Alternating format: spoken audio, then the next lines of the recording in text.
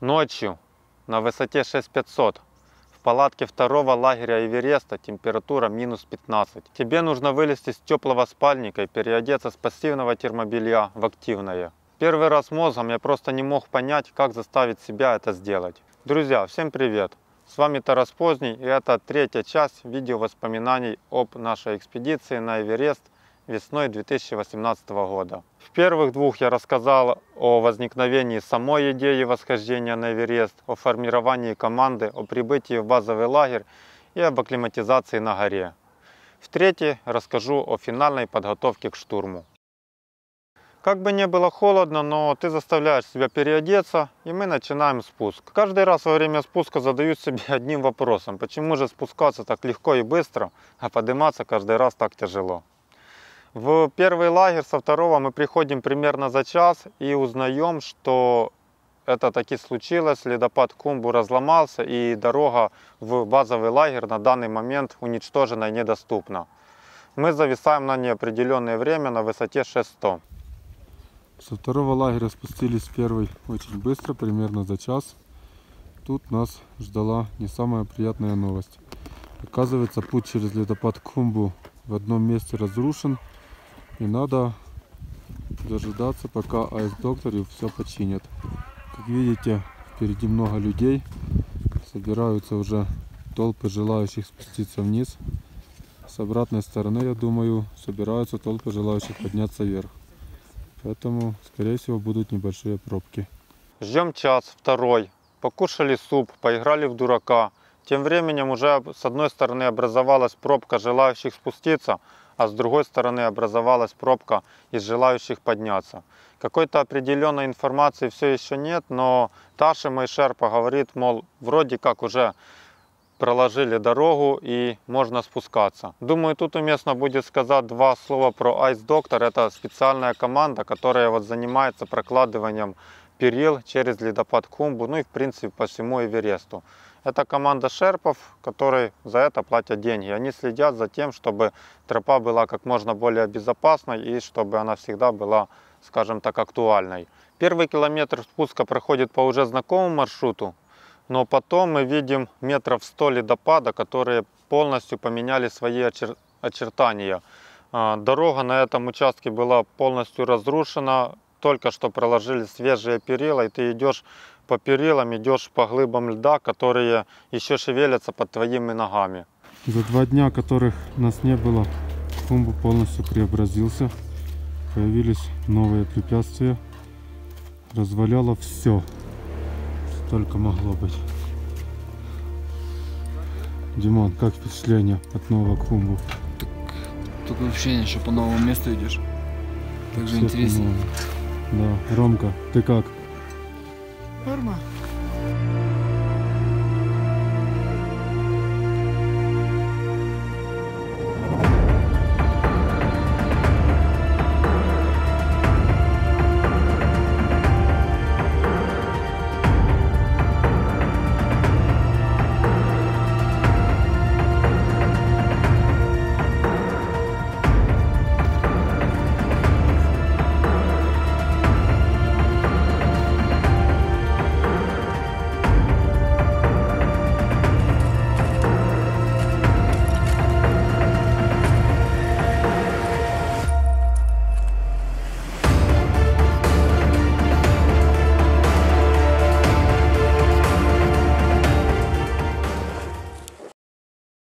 Внизу, в базовом лагере, Ира и Толя встретили нас, напоили чаем горячим и накормили свежими булками с бекери.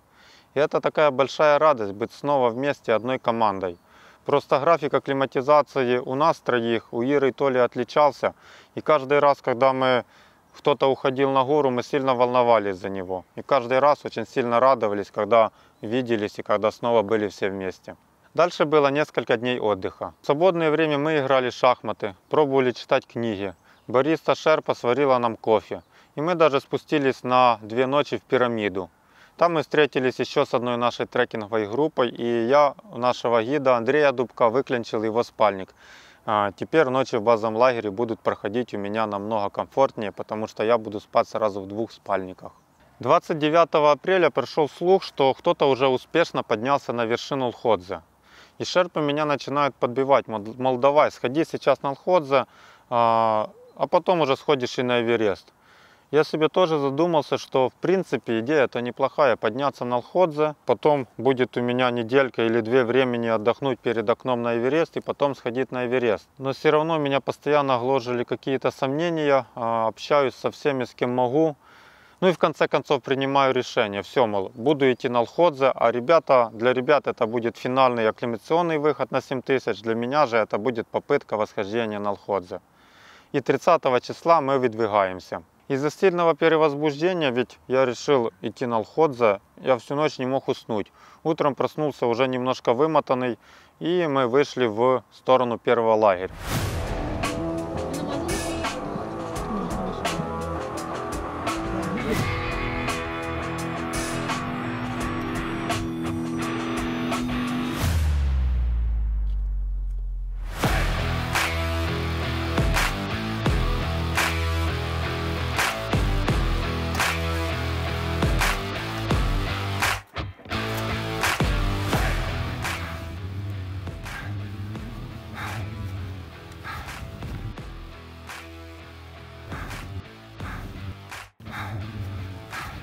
Больше 5 часов идем к первому лагерю, и по плану на сегодняшний день это всего лишь половина пути. Тяжелый какой-то день, очень все устали, вокруг облачно, падает небольшой снег.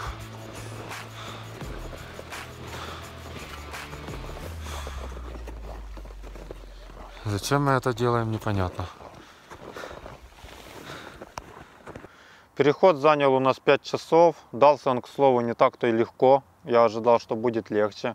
Но в первом лагере мы опять же скушали супчика с быстро приготовимой вермишели и пошли в сторону второго лагеря, потому что в этот раз первый лагерь для нас был просто промежуточной точкой отдыха.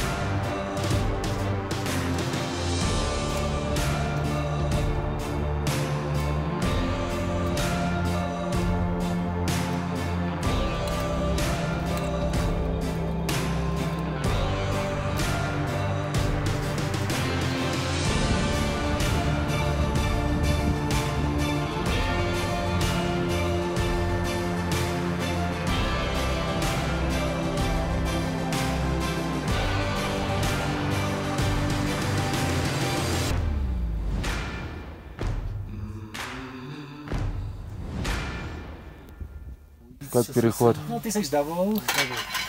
Блин, тяжелый. Я не ожидал, что он будет таким тяжелым. Ondra s Davou, Vidíš, ale on to doháněje stejně s nakonec rozhodne. s pečenkem. To samozřejmě rozhodne. 10 časov už. 10 часов, да. Dava. A tak.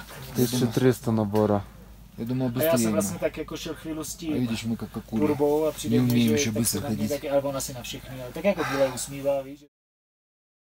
Было то жарко, то холодно на этом переходе. И ко второму лагерю мы пришли полностью истощенными, настолько вымотанным во время всей экспедиции. Я себя, наверное, чувствовал только после вершины. Пришел, я помню, во второй лагерь, сел в палатку, и минут 20 я просто не мог пошевелиться. Спустя 20 минут я как-то собрался с силами, выпил немножко чая, воды и решил тоже отнести рюкзак к своей палатке. В этот момент увидел, что ребята как раз подходят. Шли они, к слову, тоже очень медленно, очень тяжело. Во втором лагере уже Ира была, но типа позвать ее, найти где-то, походить по палатках у меня не хватило сил на тот момент. Я просто отнес рюкзак в палатку, полежал минут 10-30, полчаса и только потом уже смог что-то более-менее делать. Чувствую себя совершенно истощенным, а мне бы завтра в третий лагерь на ночевку, а потом на вершину. Но мы нашли Иру Галай, которая уже ночевала в третьем лагере и как раз оттуда спустилась. К слову, выглядела она получше, потому что во время первой своей акклиматизации она немножко поморозила лицо. Тут же у нее уже все прошло. И мы даже придумали такую пословицу, мол, заживает как на Галай. потому что это действительно удивительно.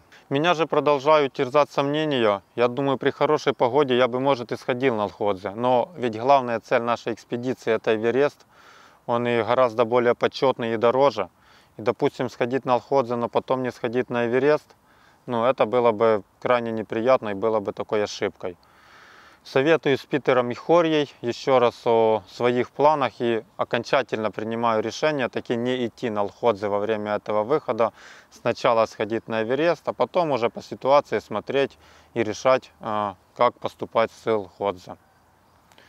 Когда я принял это решение, у меня буквально камень с плеч свалился, потому что все было как-то очень сумбурно и очень не по плану. Оставался еще один вопрос по акклиматизации, ключевой, который нам нужно было решить. Это нужна ли нам ночевка на 7000 или достаточно только касания. Тоже пообщавшись со всеми, я принимаю решение, что достаточно нам будет только сходить без ночевки, побыть около часа-получаса времени на высоте 3-го лагеря, это где-то 700. И для кислородников, а мы же идем с кислородом, этого будет достаточно. В палатке ночью снова стандартные для этой высоты минус 15. Но как это не удивительно, в этот раз они уже воспринимаются как-то как что-то обычное, что-то привычное. И одеваться, переодеваться при такой температуре не вызывает такой моральной и физической боли, как это было в первый раз. На сегодня наша цель дойти до 3-го лагеря на высоту 7100. Мы выдвигаемся. Ребята идут впереди, первые 200 метров они фактически продолжаются по плато, без большого набора высоты. Потом мы упираемся в стену Лхотзе. Она высотой примерно 300 метров и весьма такой крутой участок, который меняется лед и твердый снег фирн. Мы начинаем подниматься. Это очень красиво с одной стороны, с другой стороны это и очень холодно.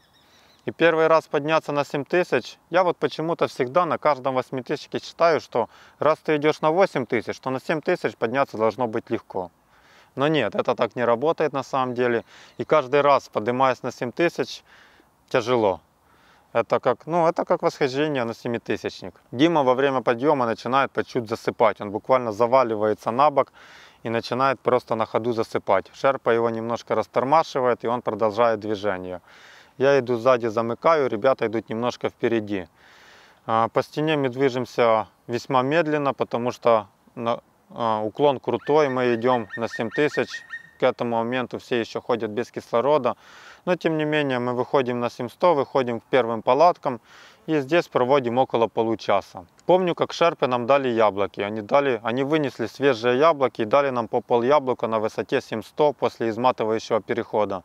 И надо вам сказать, что вот эти яблоки были, наверное, самыми вкусными яблоками, которые мы ели в жизни.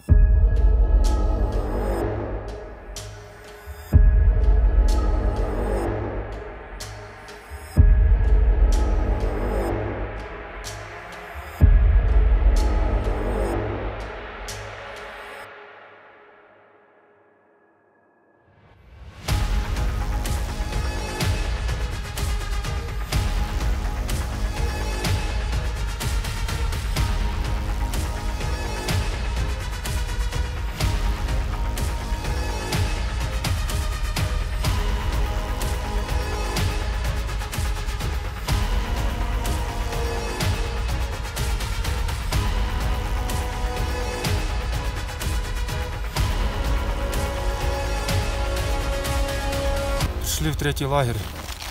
Высота чуть больше 6. Начало пути плавненький. 7055 высота. 7, ой, чуть больше 7, да. Плавненький набор в начале.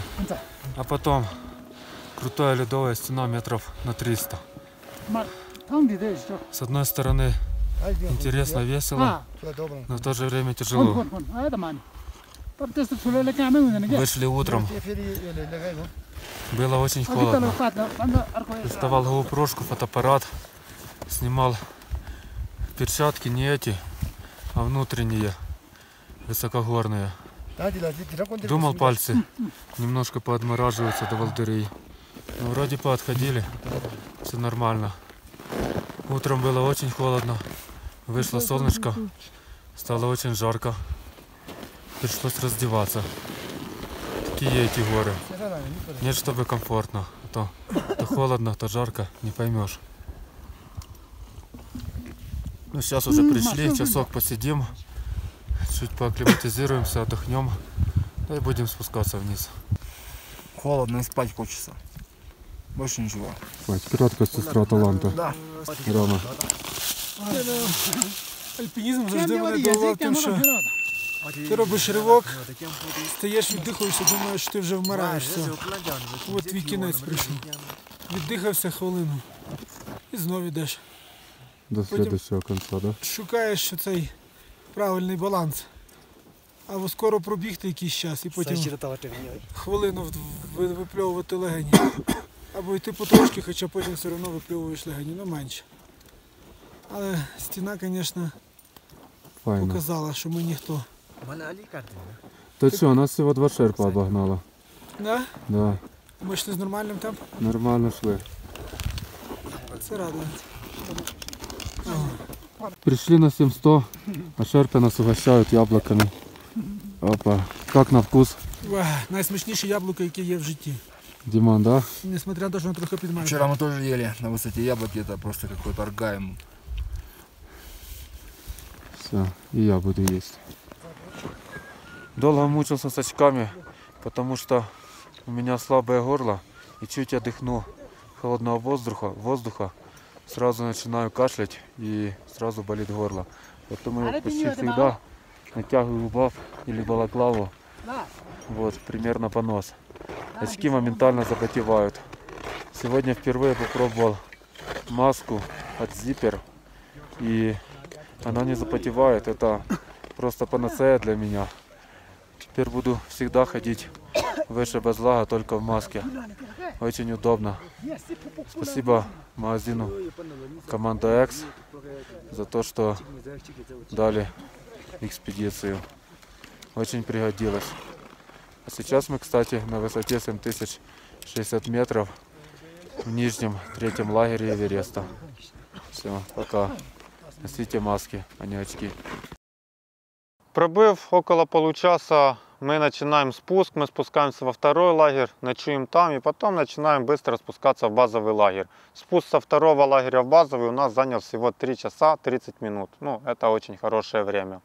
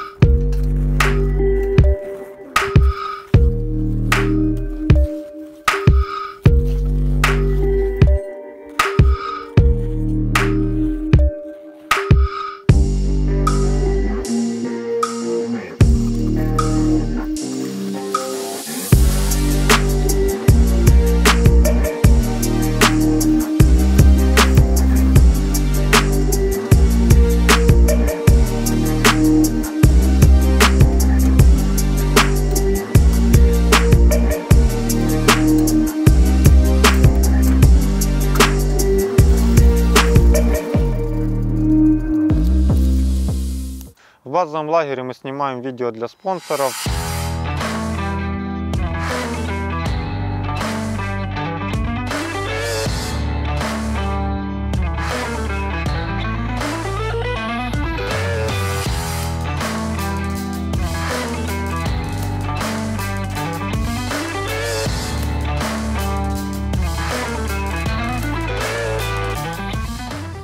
Немножко отдыхаем, приходит еще одна трекинговая группа, мы их поим чаем, кормим бекери, я их выгуливаю по ледничку. На самом деле трекинговым группам запрещено сюда приходить к восходителям, но если они там друзья тех, кто поднимается на вершину, то в принципе можно. Но в то же время в базовом лагере поступают такие не самые приятные новости.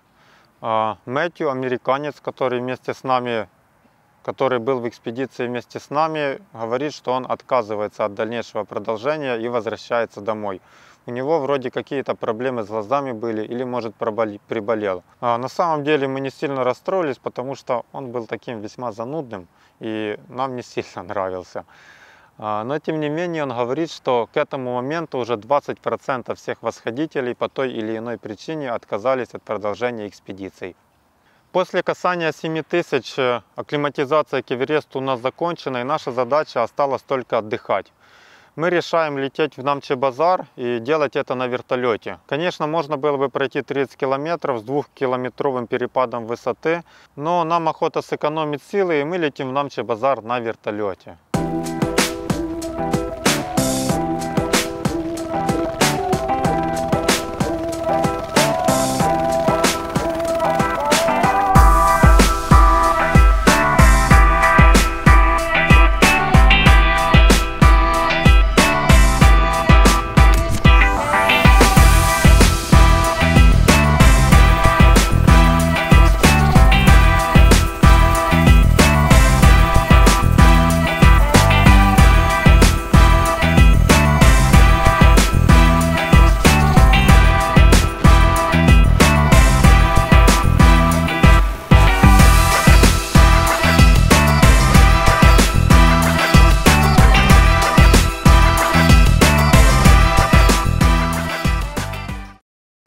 Здесь комфортные номера с розетками, с теплым или даже горячим душем, хорошее питание, кофе с кофемашин.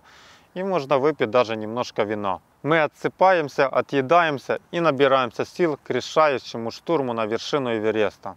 Об этом и будет в 4-й части моих видео-воспоминаний. Поэтому не забывайте подписаться на канал и бросайте это видео своим друзьям.